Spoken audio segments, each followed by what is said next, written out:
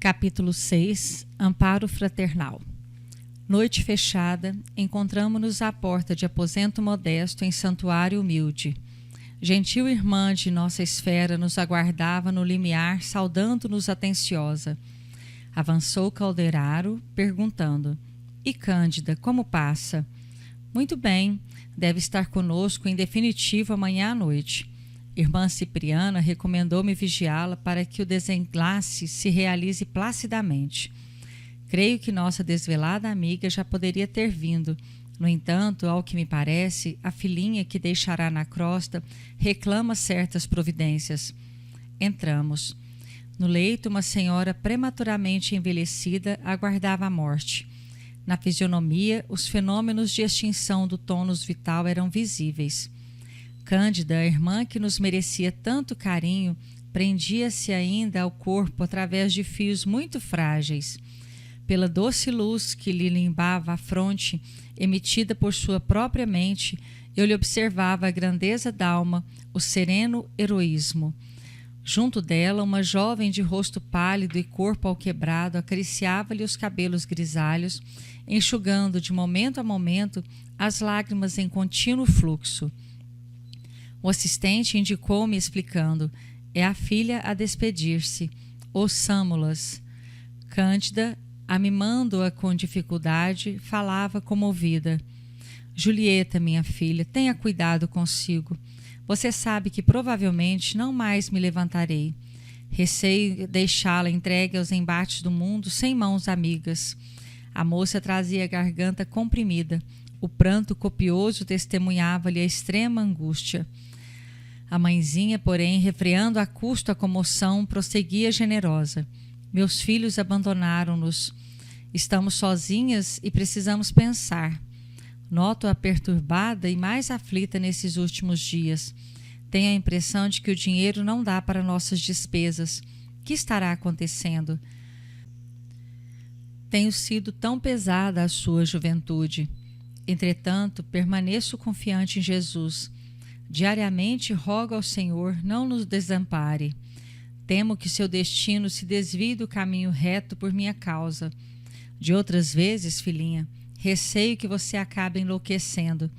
E depois de ligeira pausa, em que apertou mais carinhosamente a destra da mocinha, que não aparentava mais de 20 anos, a enferma continuou: "Ouça, você não ignora que nos últimos meses a despesa tem sido enorme. As intervenções que sofri foram melindrosas e longas. As contas são gigantescas. E o dinheiro? Tranquilize-me, querida." A moça enxugou as lágrimas abundantes e informou: "Não se aflija, mamãe. Temos o necessário. Estou trabalhando." "Mas a costura rende tão pouco", acentuou a enferma em tom desalentado. "Oh, não se veste tanto. Além dos nossos recursos naturais, tomei pequeno empréstimo. Dentro de alguns meses, tudo retomará ao ritmo normal." "Permita-o Deus." Fim do intervalo mais longo, indagou a doente: "Onde está o Paulino?" A filha ruborizou-se e respondeu acanhada: "Não sei, mamãe." "Não se vêem há muito?" "Não", tornou a moça tímida. "Desejaria vê-lo. Temo partir de um momento para outro e não vejo pessoa a quem solicitar assistência para sua mocidade. Que será de você sozinha ao sabor das circunstâncias? O mundo está referto de homens maus que espreitam o ensejo de flagiciar." Nesse instante, dos olhos lúcidos de Cândida escaparam algumas lágrimas que me abrasaram o coração. "Se eu morrer, minha filha", prosseguiu num tocante acento, "não se deixe arrastar pelas tentações. Procure recursos no trabalho digno. Não se impressione com as promessas de vida fácil. Você sabe que a minha viuvez nos deparou dificuldades angustiosas. Seu pai, contudo, não deixou uma pobreza honesta e cheia de bênçãos. Em verdade, seus irmãos, fascinados pelo ganho material, relegaram-nos ao abandono, ao esquecimento, mas nunca me arrependi da humildade e do trabalho. Cedo perdi a saúde e muito breve os desenganos me lancinaram o coração. Todavia, neste grabato de silêncio e de dor, a paz é a coroa de minha alma e reconheço que não há fortuna maior que a consciência tranquila. Sabe o Senhor os motivos de nossos sofrimentos e privações, e só nos cabem razões para louvá-lo. De tudo quanto padeci, remanesce-me um tesouro. Seu devotamento, minha filha. Seu carinho enriquece-me. Morrerei feliz, sabendo que um coração de filha me lembrará na terra com as preces do amor que nunca morre. Entretanto, Julieta, não desejo que você seja boa e dócil tão somente para comigo.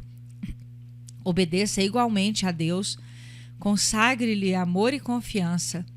Ele é nosso Pai de infinita bondade e de nós pede apenas um coração singelo e uma vida pura.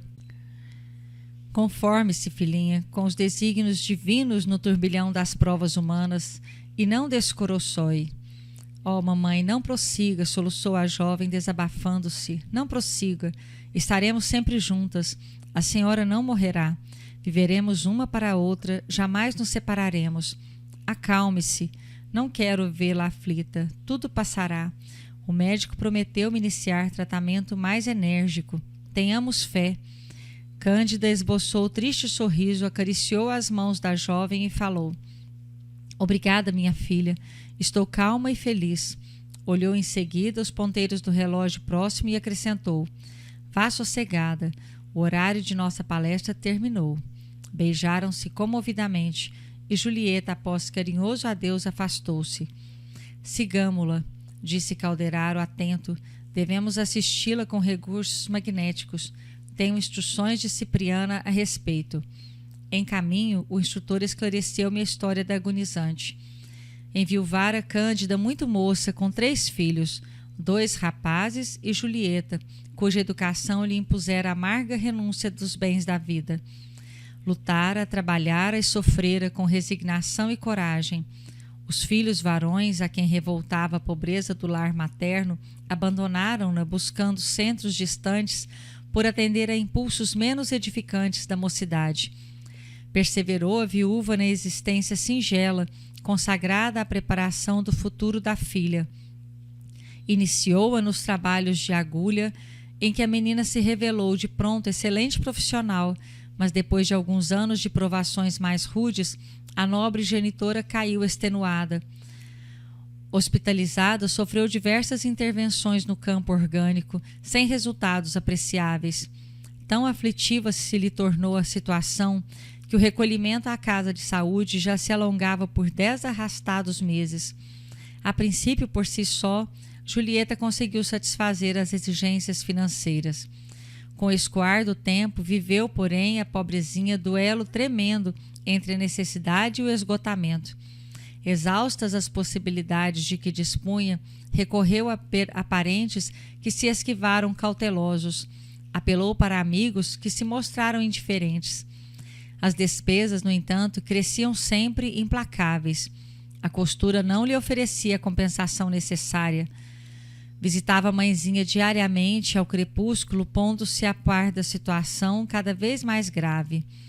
Louca de angústia, bateu a todas as portas, e todas as portas permaneceram seladas. Incapaz de perscrutar aquela situação em toda a sua profundeza com a genitora, que naturalmente não lhe desejava o sacrifício, cedeu Julieta a insidioso convite. Passou a valer-se da noite a fim de trabalhar numa casa de diversões com o intuito exclusivo de agenciar mais dinheiro. Cantaria e dançaria, melhorando a receita. Desde então, passou a representar o papel de uma ovelha assediada por feras e, por mais que resistisse às solicitações dos sentidos, em dada circunstância não logrou furtar-se ao império das sensações. Atraída pelas propostas de um homem, aquele mesmo Paulino a quem a mãe se referira, não teve forças para resistir. Aceitou-lhe a proteção prematura, abandonou a máquina de costura e mudou-se do modesto quarto em que penosamente vivia. Fixou-se então no centro de diversões noturnas e, se comparecia a outros lugares, era sempre acompanhada por ele, interessado em tirar-lhe proveito da mocidade e beleza, qual cavalheiro vaidoso a ostentar uma joia. Julieta, no entanto, ocultava a realidade aos olhos maternos. Vestia-se com singeleza para a visita diária e, quando se fez acompanhar de Paulino pela primeira vez no hospital, apresentou-o a Cândida na qualidade de simples amigo. As aflições sucessivas da menina alteraram-lhe, porém, a saúde. Achava-se extenuada, doente. Recordando os exemplos maternos, experimentava atrozes perturbações conscienciais. Os prazeres fáceis não lhe amainavam o coração sensível e afetuoso. O dinheiro abundante não lograva atenuar-lhe o desalento. A maneira que conquistava alheia admiração para os dotes físicos parecia perder a paz de si mesma. Presa de incoercível abatimento, passava os dias e as noites sob os fortes atritos da própria razão. Por que não persistira na vida modesta até o fim? Como não se confessar à mãezinha, obtendo-lhe a precisa orientação? Por outro lado, sentia-se desculpada. Precisava da cooperação financeira de Paulino para socorrer aquela que lhe dera o ser. Buscara recursos em todas as fontes que lhe pareceram limpas e acessíveis, e todas as mãos permaneciam cerradas aos seus rogos. Mas estaria procedendo com acerto? Não sentia coragem para tornar a oração de outros tempos. Debatia-se-lhe a mente, angustiada entre as exigências do mundo material e as imperiosas postulações do espírito. No entanto, concluiu Calderaro atencioso, as preces maternas acompanhavam-na através do escabroso caminho, e Cândida não tem sofrido em vão. Colaboradora fiel de muitos serviços e credora de muitas bênçãos. Depois de inteirar-me daquele drama comum a várias mulheres jovens de nossos dias, segui o orientador até o aposento em que Julieta lhe receberia o socorro, a organização psíquica em desvario. Rememorando as palavras ouvidas dos lábios maternos, acolheu-se a jovem num divã em pranto convulsivo. Torturantes pensamentos se lhe entrechocavam no cérebro enfermo. Vibrações pesadas, caracterizando-se pela cor muito escura, desciam-lhe da fronte e fixavam-se no aparelho respiratório. Represavam-se na pleura, invadiam os alvéolos e daí passavam ao coração, influenciando as trocas sanguíneas, momento em que a substância fluídica das emissões mentais se esvaecia, absorvida pelas artérias. Notei, porém, que esse material oriundo da mente perturbada, imprimindo-se no mecanismo fisiológico, era assimilado pelo sangue, que a seu turno o restituía ao cérebro físico, acumulando-se em todas as zonas deste, mais próximas da substância cinzenta. Reparava, por isso, na jovem não somente os olhos rubros e túrgidos de chorar, mas também os pródromos dos mais sérios distúrbios orgânicos. Identificando as manifestas perturbações no cérebro e no bulbo raquiano, encarei o meu orientador e perguntei: não estaremos aqui ante a misteriosa origem da encefalite letárgica? Muito mais do que isso, respondeu Calderaro sorrindo. A mente desvairada emite forças destrutivas que, se podem atingir os outros, alcançam em primeiro lugar o cosmo orgânico do emissor.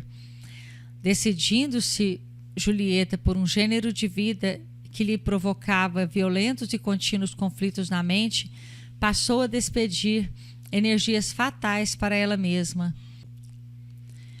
Dotada de distinta educação, aurida ao contato materno que lhe aprimorou as concepções e lhe enobreceu os sentimentos, incompatibilizou-se com uma existência de nível mais baixo na crosta planetária. A preparação do espírito ilumina invariavelmente. Possuindo destarte, sublime claridade interior para a jornada humana, colheria naturalmente paz, alegria e edificação no exercício de suas faculdades femininas, desde que se lhe oferecesse um campo de luta em que se sentisse a sadia manifestação dos poderes de sua alma. O casamento digno é o campo indicável ao seu caso de mulher nobilitada pelo conhecimento e pela virtude. Cedendo, no entanto, às tentações de que foi alvo, sente-se intimamente precipitada escada abaixo. Todos os dias é constrangida no silêncio a recordar a exemplificação da genitora, a reconsiderar a própria atitude diante da vida e a reconhecer que se encontra desajustada. Nesse atrito incessante, agravado pelas péssimas emissões fluídicas do ambiente de que se tornou frequentador habitual, sua mente desce à região dos impulsos instintivos, experimentando extrema dificuldade em subir ao castelo das noções superiores, de onde a luz da consciência lhe dirige vigorosos apelos para que retorne à simplicidade e à harmonia. Tal situação impede-lhe a prece fervorosa, santificante e regeneradora, e daí o caos em que a pobrezinha tateia. É suficientemente educada para colher qualquer benefício do meio onde levianamente se projetou e, dominada pela permanente angústia, faz demasiada pressão sobre a matéria cinzenta, dando causa a lamentáveis desequilíbrios orgânicos. Calderaro interrompeu-se por alguns instantes à maneira do professor que abre caminho à reflexão do aprendiz e acrescentou sereno: não está ela, pois, simplesmente ameaçada pela encefalite letárgica. Avizinha-se da loucura com estádios por distúrbios vários, provocados pela disfunção celular. Não somente isto. Julieta, nas circunstâncias em que a observamos, pode ser atingida noutros centros vitais. É capaz de apanhar uma pleurisia como antecâmara para a tuberculose. Com facilidade será vítima de deploráveis intoxicações do sangue que se caracterizarão por moléstias indefiníveis dos vasos ou da epiderme, sem excluir as desarmonias fatais do fígado, prováveis portadoras da ruína e morte para o veículo denso. Chegados a este ponto das elucidações, o orientador ergueu os olhos e considerou: mas a justiça divina jamais desconhece a compaixão. Às vezes, nossa queda precipitada constitui mero desastre parcial a que nos arrasta o desespero. A eterna sabedoria examina o móvel de nossas ações e, sempre que possível, pronto nos reergue. Somente quando nos mergulhamos no total eclipse do amor e da razão, deliberadamente fugindo aos processos do socorro divino, mantendo-nos nas trevas completas do ódio e da negação, defrontamos com absoluta dificuldade de receber influências salvadoras. Então deveremos esperar os atritos cruéis do tempo, aliados às forças de caráter compulsivo das leis universais. Se a jovem não pode elevar-se a plano superior, como ave ferida pelo tiro de caçador impiedoso, a mãezinha doente permanece em poderosas orações transformadoras. Caiu a filha para socorrer-lhe o corpo, mas Cândida alcandorou-se mais por salvar-lhe a alma. Em vista disso, o amor poderoso de Cipriano agirá esta noite. Calou-se o meu interlocutor, submetendo a lacrimosa menina ao auxílio magnético de nosso plano, subtraindo-lhe certa quantidade de material escuro, segregado pela própria mente e acumulado ao longo do cérebro, o que levou a efeitos sem obstáculos dignos de menção. Todavia, como deixasse um tanto de tal substância na câmara cerebral, indaguei a causa dessa liberação. O amigo tomou significativa expressão fisionômica e esclareceu: tenho instruções relativas ao caso. Julieta não deve receber hoje nosso concurso integral. Precisa manter-se enferma do corpo, de modo a ausentar-se das noitadas que costuma praticar. Em breves horas será conduzida junto de Paulino em espírito ao quarto de Cândida, onde a irmã Cipriana pretende dirigir-se a ele, valendo-se das breves horas de desprendimento parcial pelo sono. Compreendi tudo e mais uma vez admirei a ordem imanente na esfera do espírito. Em seguida, conduziu-me Calderaro ao serviço de assistência a um irmão sofredor, cujo caso examinaremos no próximo capítulo, a fim de não perdermos o fio do processo de auxílio a Julieta. Por volta das 2 horas, em plena madrugada, regressou comigo um instrutor ao modesto aposento de Cândida. Esta, fora do mirrado invólucro material, repousava nos braços de Cipriana, que lhe afagava a fronte com ternura de mãe. A doente, gozando extrema lucidez fora do campo fisiológico, respondeu-nos às saudações tranquila e feliz. Outros amigos conservavam-se ao lado dela, reconfortando-a para o transe definitivo. Permutávamos impressões prazerosamente quando 2 irmãos de nosso plano penetraram o quarto, conduzindo Julieta e um cavalheiro que identifiquei por intuição. Confirmou o caldeiraro, esclarecendo: é Paulino que vem ouvir-nos. Diante de Cipriana, que sustentava a enferma nos braços carinhosos, ajoelharam-se ambos instintivamente, chorando comovidos. Ajudados pela assistência magnética dos mensageiros que os traziam até nós, contemplavam-nos a todos sob forte admiração, revelando, porém, notar que a luz de nossa benemérita instrutora lhes reclamava atenção maior. Sentiam-se humilhados e aflitos, reconheciam ali a presença de alguma coisa do poder celestial. Mantinham-se confundidos e em lágrimas quando Cipriana se dirigiu ao moço de maneira particular. Paulino, falo-te em nome da justiça divina. Que o Senhor te abençoe a fim de que me ouças com os ouvidos da razão. Escuta, não supões Julieta digna de teu braço vigoroso e trabalhador para a jornada terrestre? Que fazes da mocidade uma simples aventura dos sentidos? Não interpretas a experiência humana como estrada preparatória da eternidade? Que juízo fazes da vida e dos seus sublimes dons? Não partilhes o ingrato labor dos nossos irmãos menos esclarecidos, que pretendem converter a mulher numa cobaia infeliz para o jogo do sentido. Dignifica a tua existência de homem, honrando o sacerdócio feminino. Renasceste na terra, guardado por seu devotamento, cresceste sob os cuidados maternos e encontrarás ainda na mulher o vaso dileto para os teus sonhos de paternidade criadora. Por que persistir no vaidoso domínio de uma criança pobre, por mero impulso de egoísmo e de ostentação? Não te confrange contemplar a prolongada aflição de Cândida, atormentada por atroz pesadelo ante a incerteza dolorosa do porvir da filha? Desperta para os teus compromissos de natureza superior. Não vieste ao mundo simplesmente para gozar. A existência terrestre, meu amigo, é abençoado colégio de iluminação renovadora. Que motivos te impelem a um condenável procedimento? És bom e útil, inteligente e nobre. Por que te furtas da responsabilidade santificante? Nesse momento, Paulino, que chorava sob insopitável comoção, não falou, mas emitiu pensamentos que se fizeram claros para nós. Não hesitaria quanto ao casamento. Ponderava, raciocinando, todavia, encontrar a Julieta fora do santuário doméstico. Conhecera-a num círculo de pessoas menos responsáveis, em clima de sugestões que não convidavam à elevação espiritual. Não seria prudente defender-se? Não lhe constituía obrigação organizar o matrimônio em bases mais sólidas? Aproximara-se da jovem num clube noturno. Encontrara-a sem lar. A irmã Cipriana alcançou-lhe as ponderações porque tornou firme após ligeira pausa. Perante o teu critério de homem de bem, as aflições de Julieta a tornam credora de maior amparo. A pobrezinha não procurou uma casa de entretenimentos menos dignos, alimentando segundo as intenções.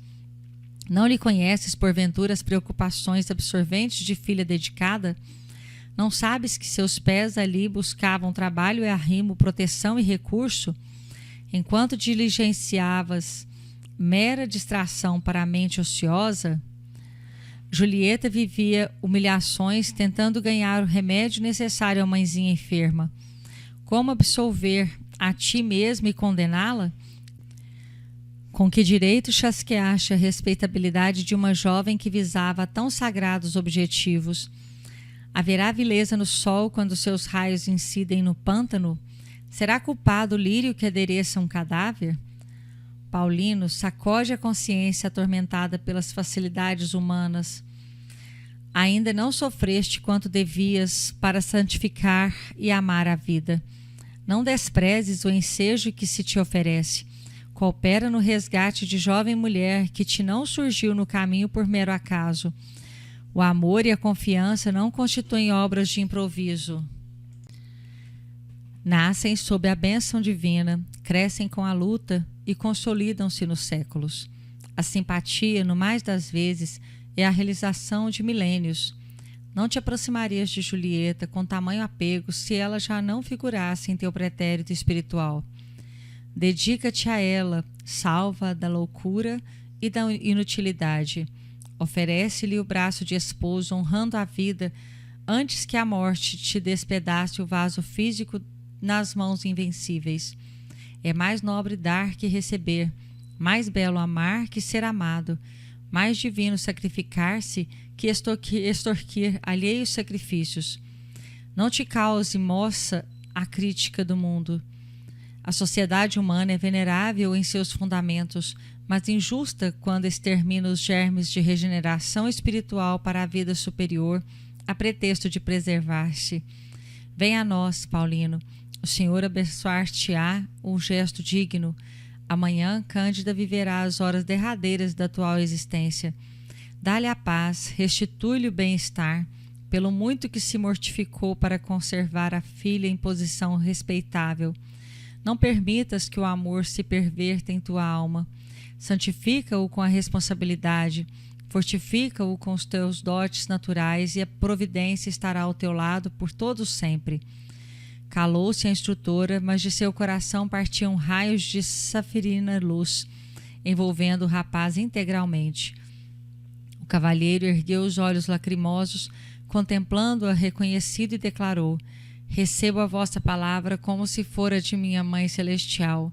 Fazei de mim o que vos aprouver. Estou pronto.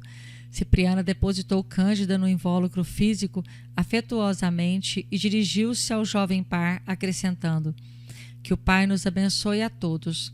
Julieta e Paulino foram reconduzidos ao aposento do qual tinham vindo e nós, de nossa parte, dilatamos a permanência no quarto da enferma em auxílio ao processo desencarnatório.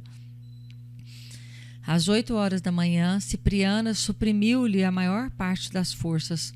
Chamado pela enfermeira vigilante, o médico prognosticou a morte próxima.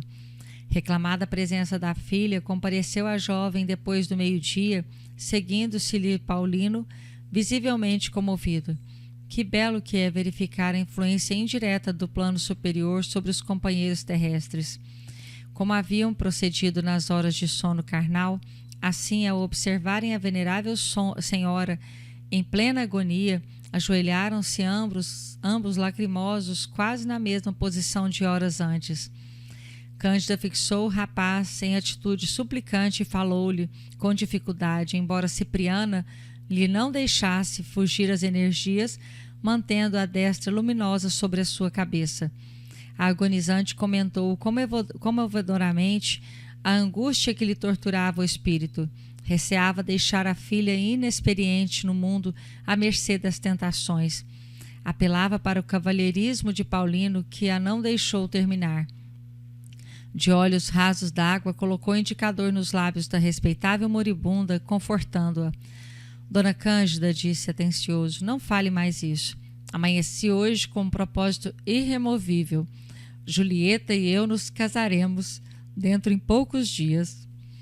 Amanhã mesmo iniciaremos o processo de legalização do nosso compromisso, antes que qualquer circunstância interfira por empecer nossos desejos. Fique, pois, descansada. A partir de agora, sou também seu filho. A agonizante, chorando copiosamente, fez um sinal. Julieta aproximou-se enquanto Paulino colava o rosto aos seus cabelos prematuramente encanecidos. Foi então que Cândida, amparada por Cipriana, lhes uniu as mãos num gesto simbólico, osculando-as enternecidamente. Foi seu derradeiro movimento no corpo exausto. Em breves minutos, as pálpebras físicas cerraram-se para sempre, enquanto os olhos espirituais se abririam entre nós para a contemplação dos trilhos refulgentes da eternidade.